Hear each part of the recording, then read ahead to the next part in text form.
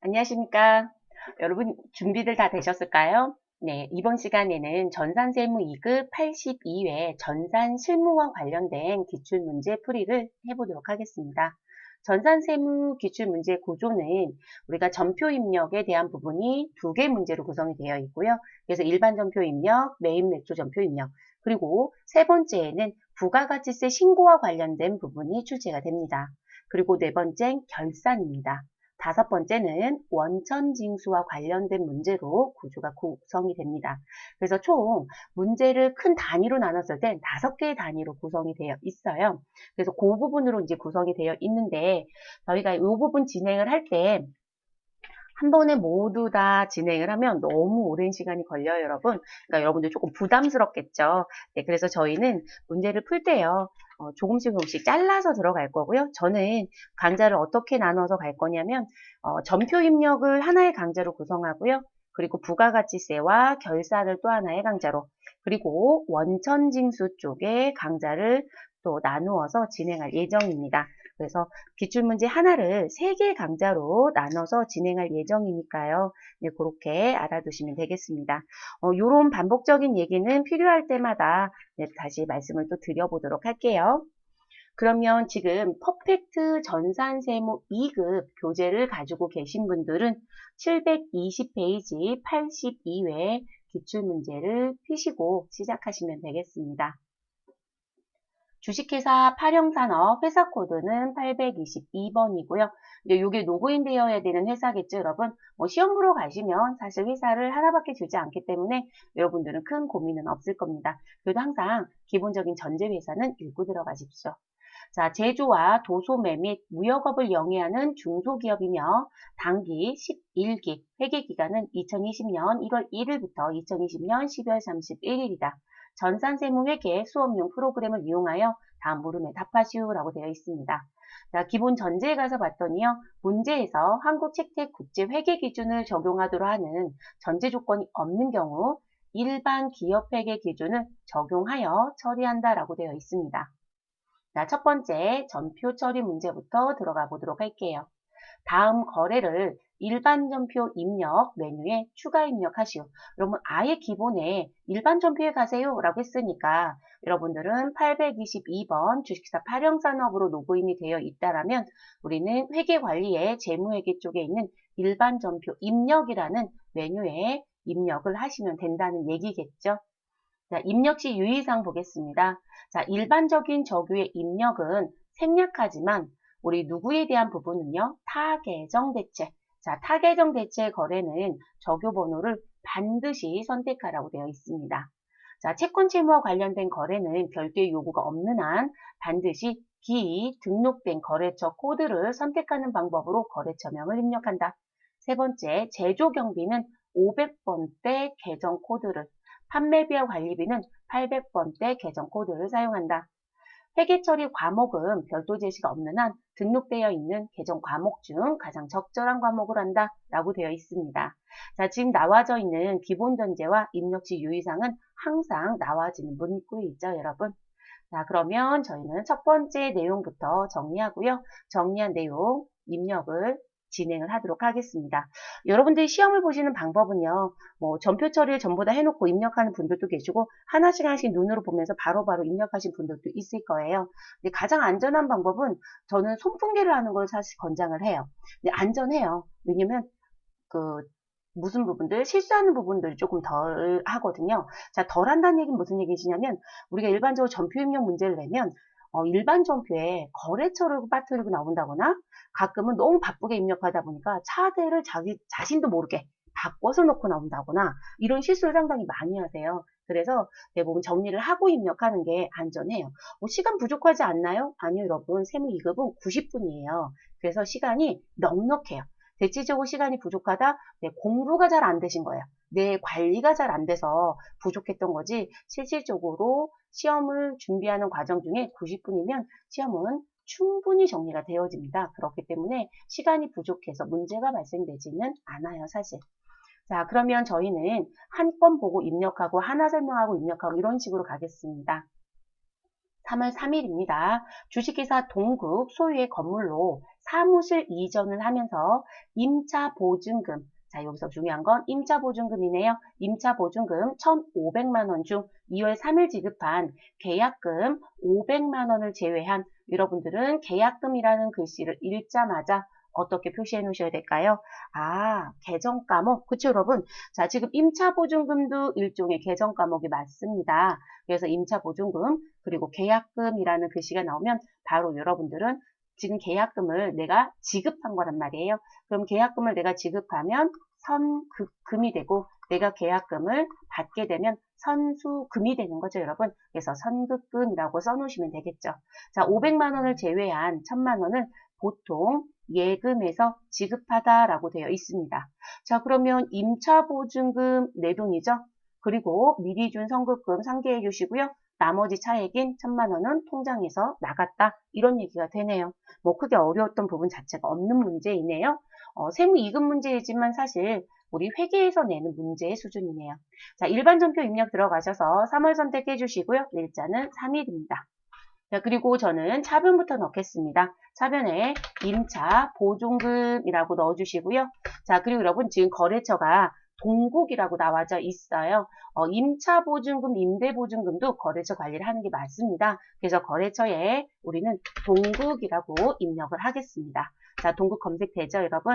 자, 적요는 채점하지 않는다고 했으니까 자격증은 모두 다 무시. 자, 차변에 들어가셔서 우리 1,500만 원 입력해 주시고요. 자, 상대 계정 대변 선택해 주시고요. 우리 미리 주었던 선급금 입력하시면 되겠습니다. 반드시 선급금의 거래처 동국을 꼭 넣어주셔야 되겠죠. 그리고 금액은 500만 원입니다.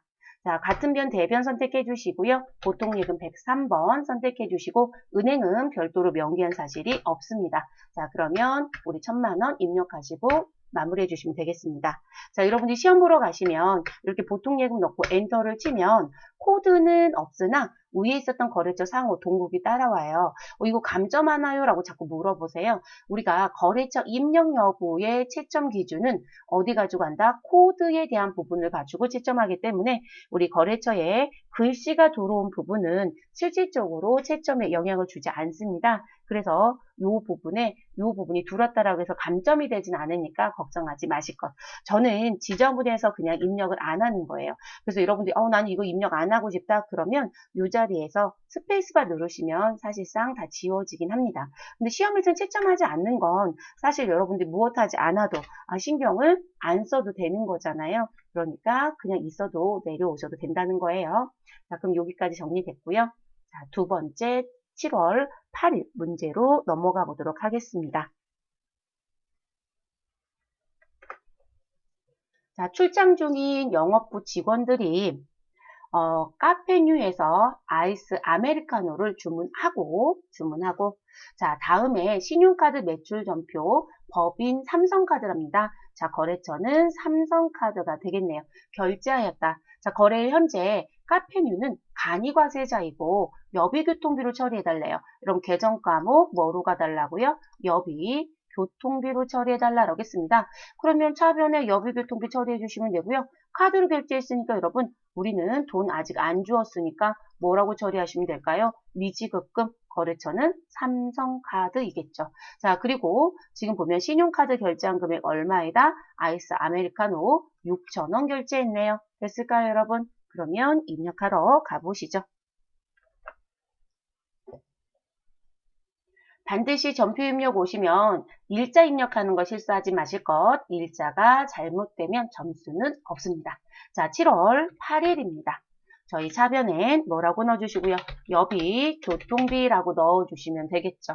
제가 조금 많이 넣네요, 여러분. 여비 교통비. 자, 근데 여러분 지금 우리가 여비 교통비 입력하실 때 여러분이 알아두셔야 되는 게 뭘까요, 여러분?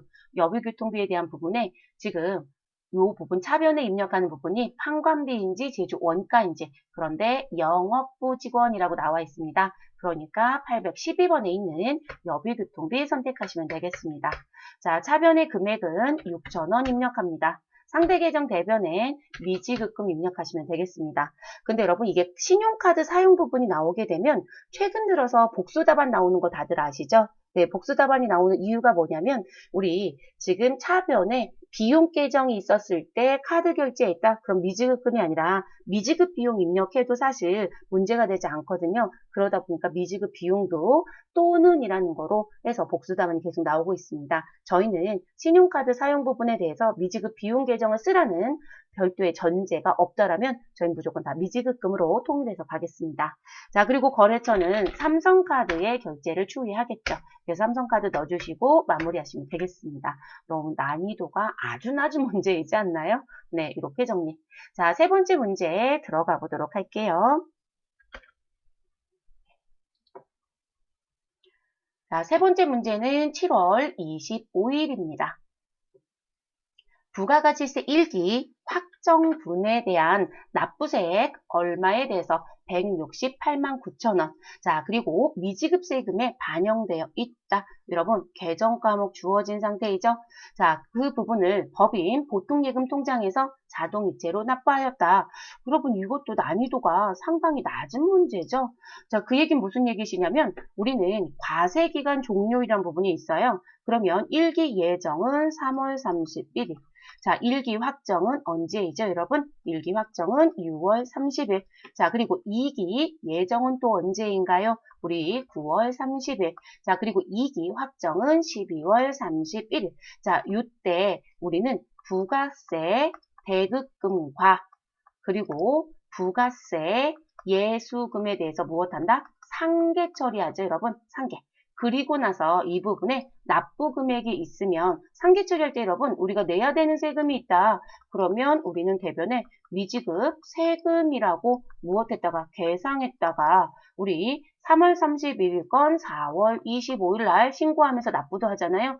6월 30일 건 7월 25일에 그리고 9월 30일 건 10월 25일에 12월 31일 건 다음 연도 임년 1월 25일 날 무엇해 여러분? 미지급 세금으로 계상했던 거 무엇할 것이다. 우리 상계에서 납부하지 않나요? 자, 지금 세 번째 나와 있는 7월 25일은 그런 문제인 거죠, 여러분. 그래서 6월 30일에 나는 벌써 미지급 세금으로 반영되어 있다. 근데 여러분 이 글씨가 주어지지 않을 수도 있어요. 그러면 6월 30일에 회계 처리를 확인하시면 되겠습니다. 그래서 회계 처리 확인하시고 납부에 대한 거 정리해 주시면 됩니다.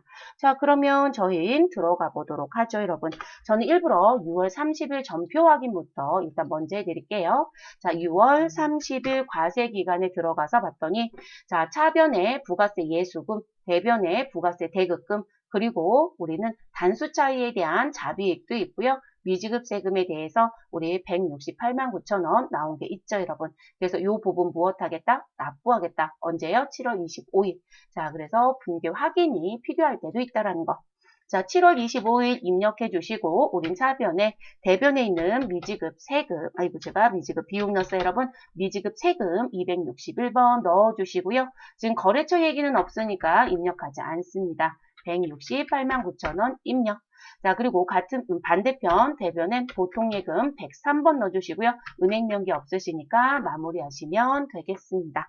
별로 특이점 없어요, 여러분. 전표 확인하는 것도 없었고요. 자, 그 다음 네 번째 문제 들어가 보도록 하겠습니다. 9월 30일 보통 예금에서 이자 수익 35만 원이 발생하여 여러분 이자 수익 35만 원 발생. 그러면 마음속으로 넌 대변이야 이렇게 얘기가 되겠죠.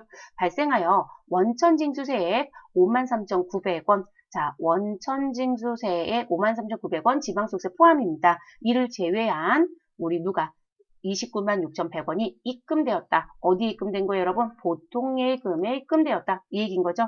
여러분, 우린 은행에서 이자를 받을 때요. 세금을 떼야 되는 거죠. 그쵸? 그러면 그 세금을 뗀 걸 우리는 미리 납부하는 게 되니까 원천 납부세액이 있다 이렇게 표현해요. 그래서 그 원천징수세액은 또 자산으로 처리해달라고 했네요. 그러면 이 부분 법인세와 법인세분 지방소득세 부분의 포함 금액은 우리 미리 낸 세금이어서 무슨 처리한다? 선납, 세금 처리하는 부분이죠. 됐을까요? 네 번째 문제도 자주 내는 문제이긴 해요, 여러분. 네, 패턴이 자주 내는 문제 중에 하나. 자, 그러면 정리되셨으면 우린 들어가 보도록 할게요. 자, 날짜는 9월 3일입니다. 항상 일자 입력 조심하실 것. 그래서 9월 3일이 아니라 9월 30일, 죄송해요. 30일. 자, 저는 대변부터 정리하겠습니다. 대변에 이자 수익을 넣어주시면 되시고요. 자, 금액은 전체 금액 얼마인가요? 35만 원. 자, 상대 계정 차변에 우리 미리 낸 세금은 선납세금이죠, 여러분. 그래서 선납세금 136번 선택해 주시고요. 금액 53,900원입니다. 자, 같은 변 차변에 우리 보통예금 103번 넣어주시고 금액 29만 6,100원 정리시켜 주시면 되겠습니다. 이 문제도 자주 내는 패턴이고요. 그리고 난이도가 높다라고 보여지진 않아요. 다만 이제 부탁드릴 건 이 원천징수세액을 자산으로 처리하라고 했을 땐 선납세금인데요. 우리 이렇게 내셨던 분도 있어요. 이 자산으로 처리하지 않고요. 비용으로 처리해 주세요. 이렇게 내신 경우가 있어요. 그러면 선납세금 대신에 뭐로 입력해 주시면 되신다? 법인세 등 또는 법인세 비용으로 곧바로 정리해 주시면 되겠습니다. 그런 패턴 문제를 내시는 분들이 있더라고요. 실무에서 세무대리인 쪽에 근무하신 분들 그 회계 처리하는 데가 있어요. 그래서 그런지 모르겠지만 이제 그렇게 시험 문제를 또 내는 경우가 있어서 문구를 잘 보실 것. 자, 그 다음 우리는 5번째 12월 20일 문제를 보도록 하겠습니다. 생산부서 직원들에 대한 확정기여형 DC라고 되어 있네요. 자, 확정기여형 DC에 퇴직연금을 불입. 자, 불입액 500만 원은 보통 예금 계좌에서 이체하였다. 그러면 여러분들은 우리 퇴직연금이 있으면 DC가 있고요. DB가 있죠, 여러분. 그러면 요 불입액에 대한 처리를 뭐로 하느냐? DC는 무슨 처리한다? 비용 계정인 퇴직, 급여로 처리하시면 되죠, 여러분. 자, 그리고 DB에 가입하신 분들은 자산 처리하셔야 되겠죠. 그래서 퇴직, 연금, 운용, 자산이라는 처리를 합니다. 요거 구분 꼭 해주실 것. 그래서 DC 가입인지 DB 가입인지. 자, 우리는 DC입니다. 그리고 비용 처리하라고 했으니까 여러분, 비용은 항상 구분할 게 뭘까요? 판매비와 관리비인지 아니면 제조 원가인지. 그런데 생산부서라고 되어 있습니다. 그러면 지금 저희 이 500만 원은 제조 원가로 들어가야 되겠네요. 됐을까요? 네. 그러면 입력해 보도록 하겠습니다. 일자는 12월입니다, 여러분. 그러면 12월 20일 입력해 주시면 되겠습니다. 자, 그리고 차변에 퇴직, 급여라고 넣어주시면 되겠습니다. 자, 이렇게 했는데 많이 나와서요. 그러면 여기서 추가적으로 더 치세요, 여러분. 그러면 검색이 되죠. 508번 제조원가 선택, 금액은 500만 원입니다. 자, 상대 계정 대변엔 보통예금 계좌 103번 넣어주시고요. 마무리하시면 되겠습니다. 자, 일반 전표가 여러분 어려운 문제가 사실 없었어요. 네, 그래서 문제가 상당히 쉬웠던 상황입니다. 근데 왜 82회 합격률이 33% 정도밖에 안 됐는지. 일반 전표는 기본적으로 지금 나온 문제가 거의 다 회계 수준이에요. 그러니까 회계에서 기본적으로 이 문제는 충분히 내는 거거든요. 근데 세무학에서 난이도를 더 올린 문제는 아예 없었던 상황이네요. 자, 일반 전표 모두 다 마무리됐으니까 여러분, 우린 저는 종료하겠습니다. 자, 이제 두 번째 문제 들어가도록 할게요. 자, 큰 문제 2번은 매입 매출 전표와 관련된 부분입니다. 자, 입력 시 유의사항이 봤더니요. 자, 일반적인 적유 입력은 생략. 그렇지만 타계정 대체 거래의 적유는 입력한다라고 되어 있습니다. 별도의 요구가 없는 한 기등록되어 있는 거래처를 선택하는 방법으로 거래처명을 입력한다. 세 번째, 제조 경비는 500번대, 판매비와 관리비는 800번대 계정을 사용한다. 회계 처리 시 계정 과목은 별도의 제시가 없는 한 등록되어 있는 계정 과목 중 가장 적절한 계정 과목으로 한다. 자, 여러분, 이 네 가지는 일반 전표하고 다른 게 없습니다. 요거만 달라지죠. 입력 화면에 하단에 분계까지 처리하고요. 전자세금 계산서 및 전자계산서는 전자입력으로 반영해 주십시오라고 되어 있습니다. 자, 그럼 매입 매출 전표 입력은 상단에 입력하는 내용이 있고 하단에 입력하는 내용이 있잖아요. 그래서 여기 상단 부분에 입력하는 부분은 부가가치세 신고서에 반영되는 자리이다. 그렇게 기억해 주시면 되시고, 그리고 하단은 우리 장부에 반영되는 부분이다. 그렇게 기억해 주시면 될 것 같습니다. 자, 그럼 저희 또 시작을 해보도록 할게요. 1번 문제부터 들어가 보시죠. 7월 7일입니다. 7월 7일. 자, 영업부서라고 해서 이제 나오는 부분부터 이제 정리하시면 되네요. 자, 영업부서에서 사용하던 프린터에 문제가 발생하여 수리왕에서 수리하고, 여러분, 수리왕에서 수리했다. 그럼 수리왕의 거래처가 되는 거고요. 자, 수리하고 수선비, 계정과목 수선비입니다. 15만원 부가가치세 별도. 자, 그래서 부가세 별도에 대한 전자세금 계산서를 발급받았다라고 했습니다. 그럼 세금 계산서를 발급받았습니다. 그럼 내가 세금 계산서를 가져온 거죠? 그러면 여러분 지금 우리 이 부분에 들어가는 유형은 뭐로 가시면 되시나요? 그리고 우리 수선비는 매입세 공제가 가능하잖아요. 그래서 유형은 매입 쪽에 있는 50일 과세를 선택하시면 되는 거죠. 아, 유형은 50일 과세. 자, 이 결정은 끝났습니다. 자, 동일 날짜에 부가가치세를 포함한 대금은 보통 예금에서 무엇하였고 지급하였다라고 합니다. 그래서 즉시 지급. 자, 수선비는 비용으로 처리할 것, 자본적 지출이 아니란 표현하고 싶었나 봐요. 근데 너무 답을 다 줬어요. 자, 그리고 영업부에서 사용하는 프린터였어요. 그러면 이 수선비는 뭐로 정리하시면 될까요, 여러분? 판관비로 처리하시면 되겠죠. 만약에 이게 공장이었다라고 하시면 제조 원가로 가시면 되고요. 고민거리 전혀 없어요. 차변의 수선비, 대변의 보통예금 끝.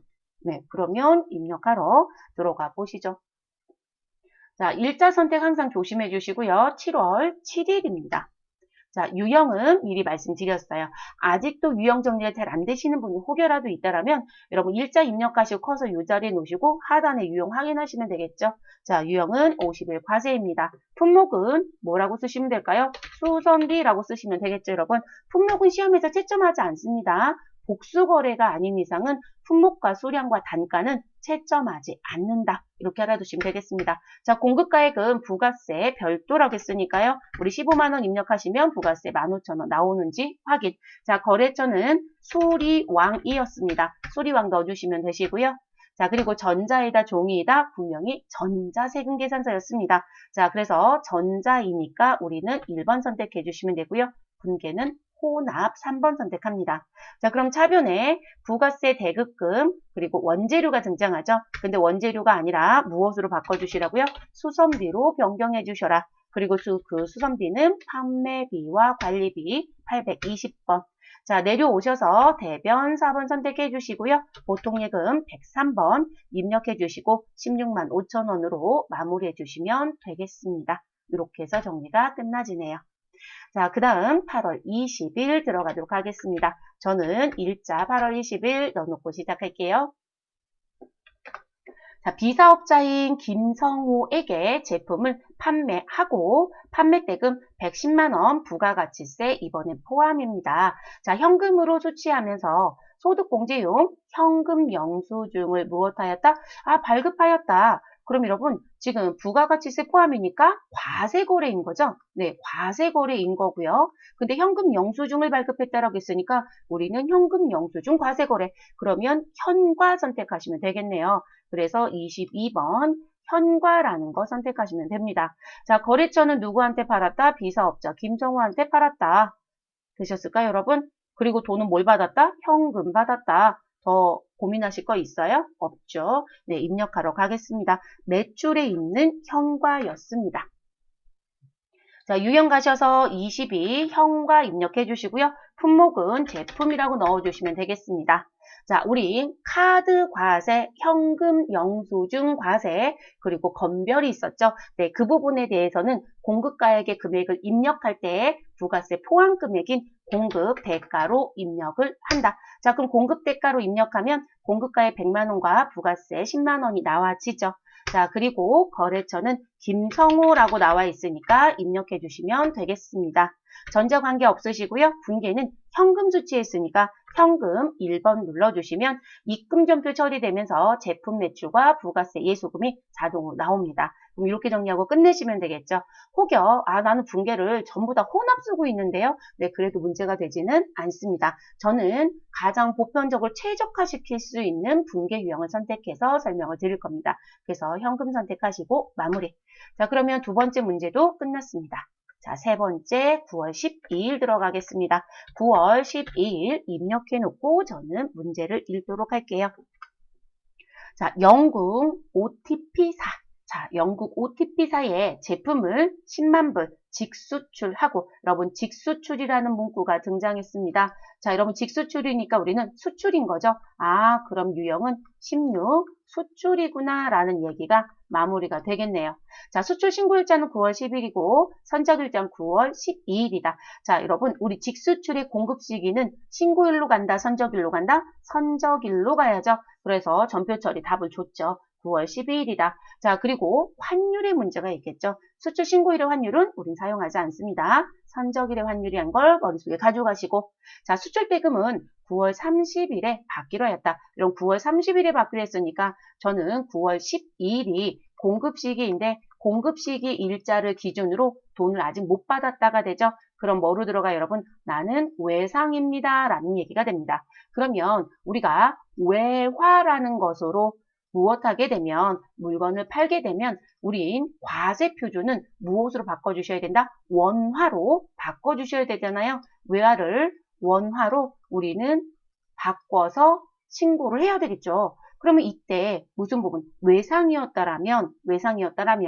우리는 무엇의 환율을 사용할 거냐라는 게 문제가 되죠. 그럼 외상은 무엇으로 가시면 된다? 우리 공급 시기의 환율로 가셔라. 그래서 공급 시기 며칠이요? 9월 12일이 공급 시기인 거잖아요. 그래서 공급 시기에 무슨 환율? 기준 환율. 만약에 이게 달러가 아니라 지금 유로라든지 엔화라든지 위안화였다라면 기준이 아니라 재정환율이라는 표현을 쓸 수도 있고요. 그래서 1150원을 곱해서 정리하시면 되겠습니다.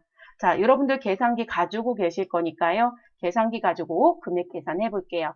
자, 그러면 금액 계산하셔야 되니까 우리는 얼마이죠, 여러분? 10만 불. 그러면 10만 불이라는 부분에 곱하기 얼마예요? 우리 환율은 1150원. 사실 암산하셔도 다 되긴 하죠. 네, 그러면 1억 1,500만 원이 과세 표준이 됩니다. 됐을까요, 여러분? 1억 1,500. 자, 그러면 그렇게 정리하시면 되겠습니다. 저는 일단 금액을 써놓고 갈게요. 오타 내면 안 되니까요. 1억 1,500 됐을까요? 그럼 정리 다 끝난 거예요. 저희 제품 팔았잖아요. 그럼 제품 매출, 외상 매출금 끝이죠? 우리 누구만 정리 잘하시면 과세 표준만 정리 잘하면 문제는 해결이 됩니다. 이것도 난이도가 낮은 쪽 문제 여러분. 네, 높지는 않습니다. 네, 그래서 넣어주시면 되고요. 그리고 직수출 같은 경우는 수출신고 번호 입력하는 부분이 있어요. 근데 고려하지 말 것이라고 되어 있으니까 입력하지 않고 넘어가시면 되겠습니다. 자, 유형자료 오셔서 16 수출 넣어주시고 품목은 제품이라고 넣어주시면 되겠습니다. 공급가액은 1억 1,500이라고 입력해 주시면 되시고요. 자, 그리고 거래처는 누구이죠, 여러분? 영국 OTP라고 되어 있어요. 근데 영국자가 붙어 있는지 OTP가 부여있는지 알 수가 없으니까요. 우리는 한영키 눌러주시고요. 자, 우리 영문이 잘 안 되신 분들이 있으세요? 그러면 우리는 그냥 영문 한자만 치세요. 대소문 구분 안 하셔도 돼요. 지금 O 자는 거예요, 저는. 그러면 이렇게 엔터 치시면 검색이 됩니다. OTP사 엔터. 자, 그리고 전자관계 없으시니까 엔터 그냥 내려오시면 되고 영세일 구분에 가셔서 F2번 눌러주시고 직접 수출 몇 번? 1번을 선택해 주시면 되겠습니다. 자, 이렇게 넣어주시고요. 신고번호 생략하니까 엔터. 분계는 외상입니다. 2번 외상. 자, 그럼 차변의 외상 매출금, 대변의 제품 매출로 마무리가 되어집니다. 유의사항 있나요? 없어요, 여러분. 이건 가장 기본적인 문제입니다. 그 다음 네 번째 문제에 들어가 보도록 하겠습니다.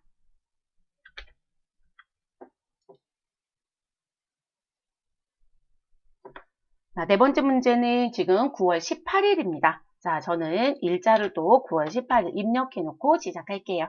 자, 내용 들어가서 봤더니요. 회사가 보유하고 있는 원재료 중 원가 200만 원, 그리고 판매가 330만 원. 자, 근데 이 330만 원은 부가세가 무엇되어 있다? 포함되어 있다라고 되어 있네요. 자, 이 부분을 매출 거래처인 주식회사 동행에 명절 선물로 제공하였다. 여러분, 지금 보시면 매출 거래처한테 무엇하였다? 나는 공짜로 주었어요. 이 말이랑 똑같은 거 아니에요? 그러면 지금 이 부분은 우리가 재화의 공급에 가시면 실질 공급이 있고 무슨 공급이 있다? 간주 공급이 있다라는 걸 배우셨을 거예요. 공급하지 않았으나 공급한 것처럼 보겠다라는 표현. 그러면 간주 공급에 이런 부분을 뭐라고 얘기했었다? 우리 잘 봐달라고 주었던 사업상 증여가 되는구나. 요 부분에 소지가 있죠. 다만 간주 공급은 매입 시 매입세 공제를 받았을 경우에만 해당이 됩니다. 그런데 단서가 있네요. 단 매입 원재료는 적법하게 매입세 공제를 받았다고 가정할 것이라고 합니다. 그러니까 매입세 공제를 받았으니까 이거를 판매를 해서 매출세액을 걷어들였어야 되는데 못 걷어들였으니까 우리는 간주 공급으로 보아서 매출세액을 내게끔 하고 싶은 거예요, 여러분. 되셨을까요? 자, 그러면 우리는 타사업장 반출이라고 하는 직매장 반출을 빼고는 세금계산서 발급을 하지 않지만 매출세액은 내야 된다. 그래서 이런 경우에 유형은 간주공급의 유형은 무엇으로 입력한다? 14번 건별로 입력합니다. 여러분 14번 건별이 우리 과세거래이지만 증빙을 발급하지 않습니다. 무증빙입니다. 라는 부분이 있잖아요. 그래서 유형은 14번 건별이고요. 자, 그리고 간주공급의 과세표준. 우리 과세표준은 뭐로 가야 되죠? 자, 이 문제는 난이도가 좀 있는 문제입니다. 과세표준은 시가로 갑니다. 그럼 시가라는 건 시장에서 움직이는 가격. 그러면 판매가를 무엇으로 보시면 돼요? 시가로 봐주시면 되는 거죠. 그럼 과세표준은 얼마가 된다? 300만 원이구나 라는 거죠. 그러면 이 부분에 부가세 10%가 따라다니는 부분입니다. 됐을까요? 자, 그리고 사업상 증여는 개정 과목을 뭐로 정리하시면 된다? 접대비예요, 여러분. 접대비. 자, 그리고 위에 분명히 매출 거래처인 주식회사 동행이라고 했습니다. 그럼 이 접대비는 판매비와 관리비로 처리하시면 되겠습니다. 됐을까요, 여러분? 자, 그런데 제가 가지고 있었던 원재료가 어디로 넘어가요, 여러분? 접대비 차변으로 대체하는 거잖아요. 그럼 이 원재료는 대변에 가서 없어질 건데 문제는 뭘까요? 이 원재료는 반드시 뭘 해주셔야 된다? 다른 계정으로 보냈어요 라고 하는 타계정 대체라는 걸 반드시 해주셔야 되겠죠. 그럼 적요번호 몇 번? 8번을 선택해야 된다라는 게 우리의 특징. 그리고 창고에 가지고 있었던 재고 자산들은 원가로 가지고 있다, 시가로 갖고 있다? 원가 여러분. 그러니까 차변에 모여있는 상품, 원재료, 제품은 원가를 가지고 있는 거지 걔가 매가로 구성이 되어 있지는 않잖아요. 그래서 원재료 타계정 대체 금액은 얼마가 된다? 우리 200만 원이 되는 거예요. 되셨을까요? 그래서 이제 그 부분에 정리까지 해주셔야 되는 부분이죠. 그래서 4번의 문제는 난이도가 좀 높은 문제입니다. 그래서 꼭 알아두셔야 되는 부분. 그러면 우리 입력하러 들어가 볼게요, 여러분. 자, 유형에 가셔서 우리 14번 건별. 품목은 여러분 그냥 뭐라고 쓰시면 될까요? 우리 그냥 명절 선물 고민하지 마세요. 네, 명절 선물이라고 넣어주시고요. 자, 14번 건별은 부가세 포함 금액으로 넣어주시면 나뉘어질 거라겠죠. 자, 그래서 힌트를 줬네요. 판매가 부가세 포함 330만 원이라고. 자, 330만 원 입력하시면 공급가액 300, 부가세 30이 나올 겁니다. 그리고 사실 여러분 거래처는 입력 안 해요. 그런데 이렇게 시험 보러 가셨을 때요. 어떤 거래처한테 줬다라는 거래처 이름이 나오면 거래처 입력하세요. 네, 대부분 간주 공급은 거래처 관리하지 않거든요. 그런데 최근 들어서 이런 문제가 나올 때 거래처를 계속 주는 거로 내고 있어요. 그리고 거래처를 다방 공지를 해요. 그러니까 거래처 너버릇 하세요. 그래서 동행이라고 넣어주시면 되겠습니다. 자, 분계는 뭐로 가시면 되냐면 이 부분은 혼합을 사용하실 수밖에 없습니다. 자, 혼합 사용해 주시고요. 그럼 대변에 제품 매출 30만 원에 대한 대변에 부가세 예수금 30만 원 들어와 있을 거고요. 우리는 매출은 아니에요, 여러분. 그러니까 대변에 제품 매출을 누구로 바꿔주셔라? 153번 원재료로 바꿔줍니다. 근데 이 원재료의 금액은 반드시 원가 금액으로 가야 된다고 했습니다. 그럼 300만 원의 금액은 200만 원이 돼야 되죠. 근데 대부분 실수하는 게 이렇게 그냥 내려온다는 거예요.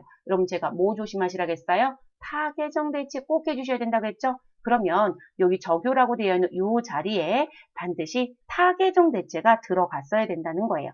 그러면 적요 자리에 커서를 두시고 F2번 눌러주시면 우리 적요 선택할 수 있게끔 들어오죠. 그러면 8번 타계정으로 대체액 원가 명세서 반영분 이렇게 나옵니다. 그러면 선택해 주시면 되겠습니다. 그래서 이렇게 넣어주시고 내려옵니다. 차변엔 접대비로 갑니다. 접대비는 부가세까지 모두 다 포함된 금액으로 갑니다. 자, 그리고 판매비와 관리비였으니까 813번 접대비 금액은 230만 원으로 정리해 주시면 되겠습니다. 되셨을까요? 그래서 이 문제 같은 경우는 여러분 현재 보시면 유의사항이 많다 적다? 많다 여러분. 자, 지금 반드시 재고자산 없어지는 부분에 대해서는 우리 적유번호 몇 번 꼭 넣어주셔라. 8번 적유를 꼭 넣어주셔라. 그리고 이 원재료에 대한 금액은 반드시 원가 금액으로 수정 입력해 주셔라. 이해되셨을까요, 여러분? 이렇게 넣어주셔야 된다는 거. 그리고 공급가액에 입력하는 이 금액은 시가 금액으로 입력한다는 것까지 기억을 했어야 되는 거죠. 그리고 유형은 우리 직매장 반출은 세금계산서를 발급을 해요. 간주 공급이면. 근데 그 경우를 빼고는 모두 다 세금을 발급을 하지 않기 때문에 우린 유형 무엇으로 간다?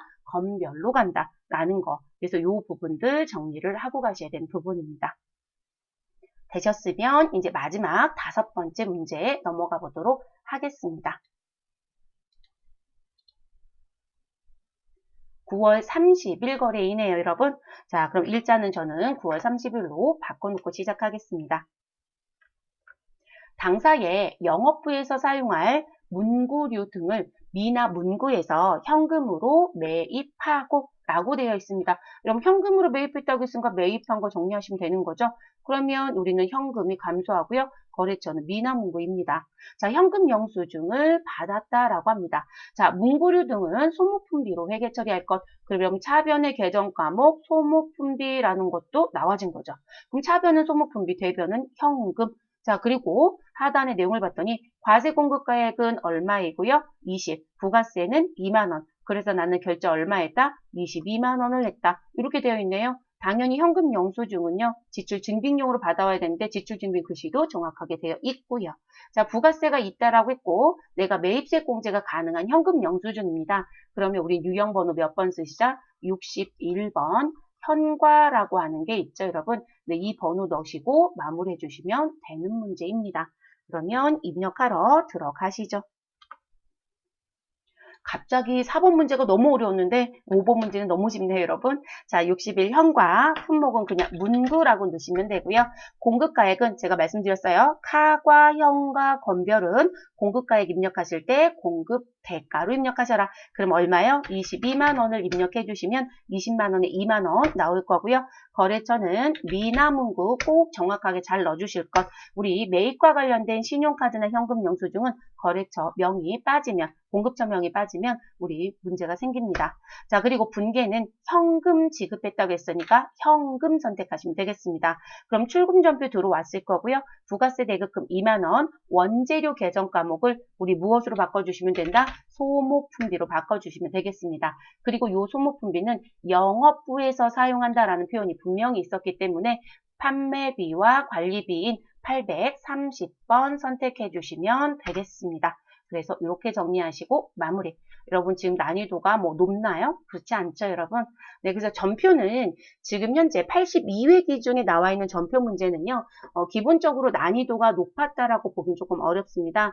4번 문제는 난이도가 확실히 높은 게 맞아요, 여러분. 그리고 4번 문제가 매일 매주 전표 4번이요. 빈도가 높게 나오는 문제는 사실 아니에요. 그러다 보니까 많이들 어렵다고 하고요. 그래서 그런 문제들은 틀리신 분들은 한 번 더 정확하게 정리하고 가십시오. 그리고 저랑 부가가치세 이론 수업 했던 분들은 제가 케이스 바이 케이스로 유형부터 분계까지 전부 다 보여드렸던 적이 있어요. 근데 그거를 좀 숙지하시면 어떤 형태 문제가 나오더라도 다 해결이 가능하실 겁니다. 근데 시험은 접대를 가장 많이 내기는 하네요. 네, 접대를 가장 많이 내긴 해요. 자, 고생하셨고 여러분 다음 시간에선 여러분 부가가치세 신고와 결산으로 다시 이어서 진행해 보도록 하겠습니다. 고생하셨습니다.